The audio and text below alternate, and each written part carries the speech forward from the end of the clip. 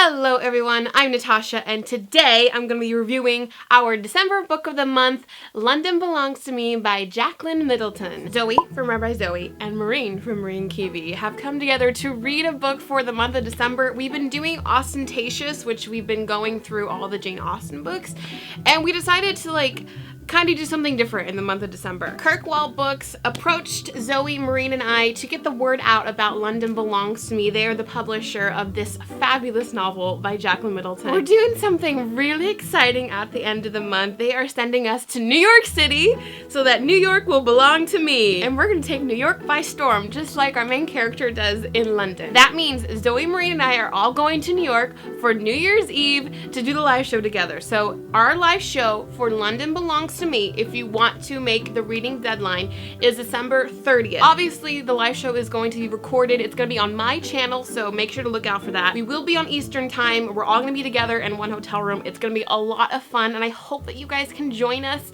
in the live show and ask us questions. And of course, I'm going to have some travel vlogs from our adventures in New York City. I am so excited to go to New York on New Year's. Look at this cover. It's so cute and pretty. I really want to reenact this in New York. See, there's Big Ben. Maybe we can get the Empire State Building there or something. So if you want to be a part of our December book of the month, please join us in the live show on December 30th. Get yourself a copy of London Belongs to Me. It's down in the doobly-doo down below. I'm gonna go on to my non-spoiler review of this book, and then if you've read it, you can stay for the spoilery section. This is a super cute, heartwarming, contemporary new adult novel. We follow the main character. Her name is Alex. She is 21, turning 22 in the book. She's just graduated college, and she is a complete fangirl. She is you and I. There are so many things in this novel that I relate to. It was insane. She goes into explaining how she was a fangirl in her teenage years and how she has matured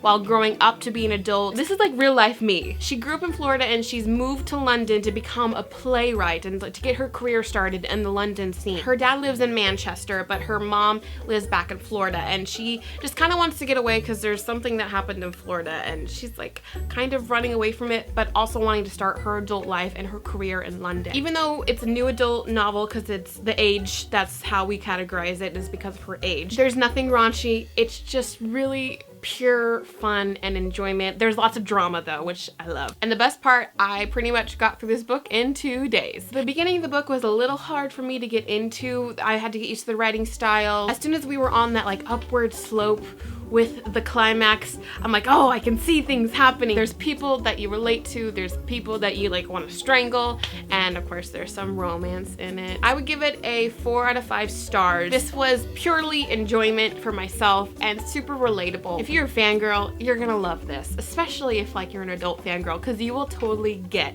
everything that she says about fangirls. One thing about Alex I didn't relate to is that she's a fan of Doctor Who. I've never seen Doctor Who. I've seen Sherlock, that's what she also loves. She loves Benedict Cumberbatch, Karen Gillan, all those actors from those shows. She is definitely that British drama television show fan. I can relate to that kind of, but I'm a fan of Twilight and Harry Potter. I mean, there's Harry Potter in this book. I didn't really get the Doctor Who stuff, as we all know from my unboxing of Fandom of the Month Club, where I unboxed a Doctor Who box. I had no idea what a TARDIS was. I called it a telephone box. It's actually a police box. Not even the telephone box is red. There's a link down below to the Amazon page if you want to buy it for a friend, for a loved one, for yourself. It's a quick, fun read, and I definitely recommend it to all of my fangirl readers. Also, Zoe, Maureen, and I will have reviews up on all of our channels, besides the Jane Austen books, which we've all been reading. I've been audiobooking them, so it's not the same as actually reading. I mean, it is, but we go through them faster. I've never been able to read a book with someone, and Zoe and I were reading basically at the same time, and so every time something happened, we were did you get to this part? Did you get to this part? So it was so much fun being able to fangirl and talk about a book with someone. I've never been able to do that. I hope you guys will be able to join us for the live show December 30th. It will be earlier today, so nothing conflicts with New Year's Eve celebration. If you haven't read it already, go away, come back, read it, and join us for the live show so we can all discuss the story together. Spoilers now.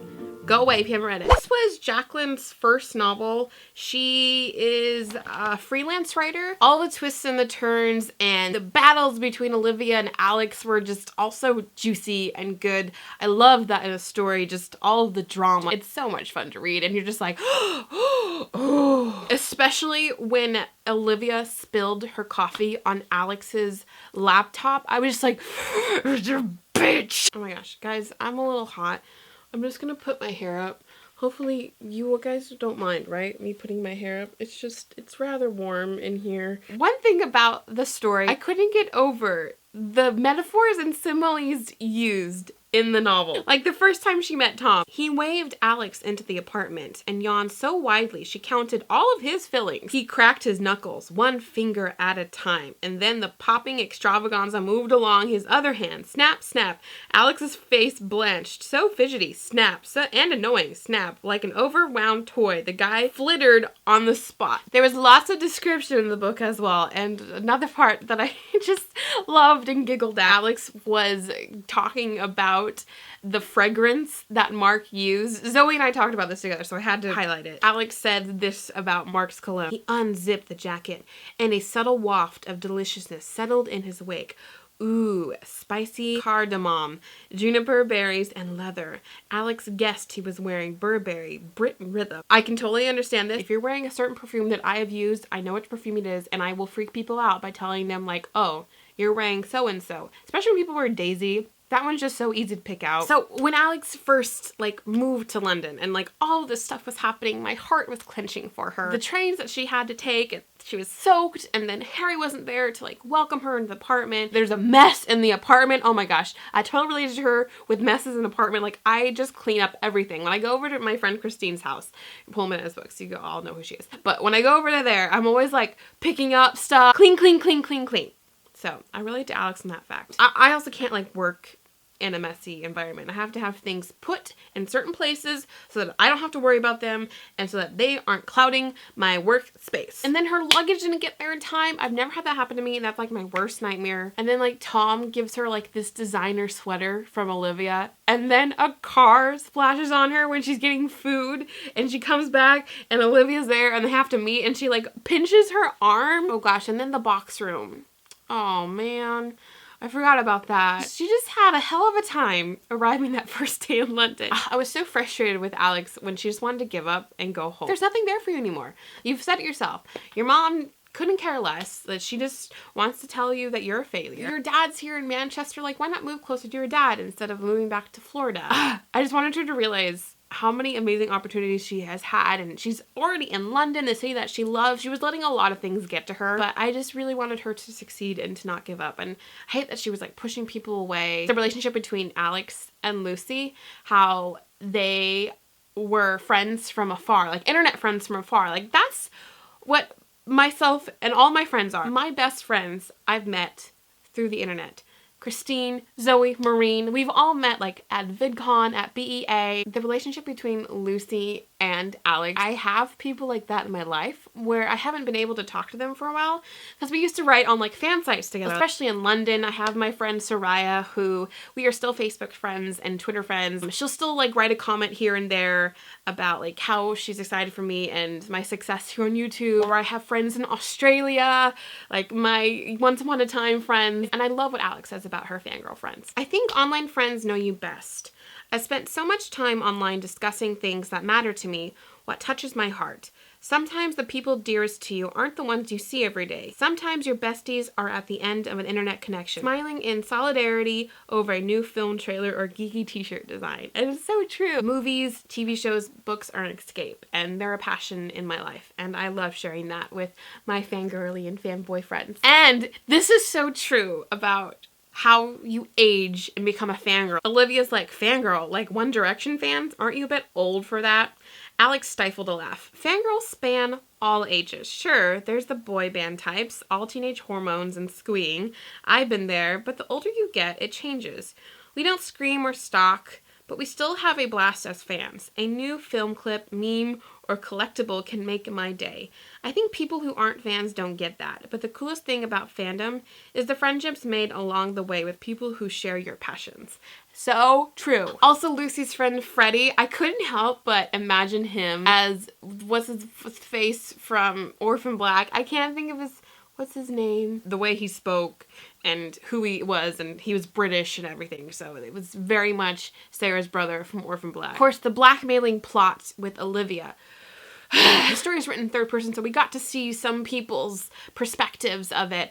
And when we saw Olivia reading the story and how she was like comparing it to hers and how much better Alex's was than hers, like I knew she was gonna steal it. I just hated that nothing could be done about it until like the very end. And I was surprised that she had stolen it so early. Like, I thought that was gonna be like at the end. It was the beginning of like the turning point for Alex. Alex had to prove to herself that she could be strong and overpower Olivia herself. My favorite part of the whole book, I loved the Vespa ride with Mark and Alex, even though we didn't really get to see that a lot. I wish there was more explanation, but I loved it when he was like texting her the pictures and all like do.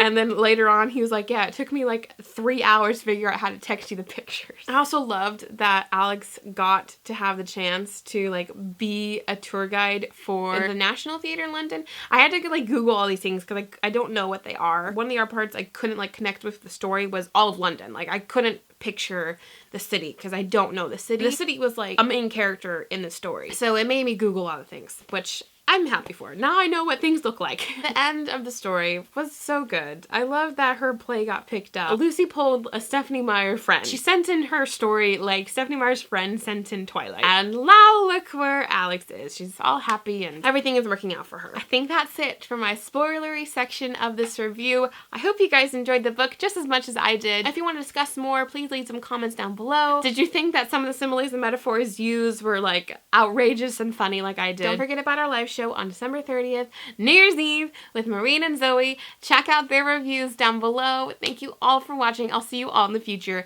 Keep calm and fangirl on. Bye!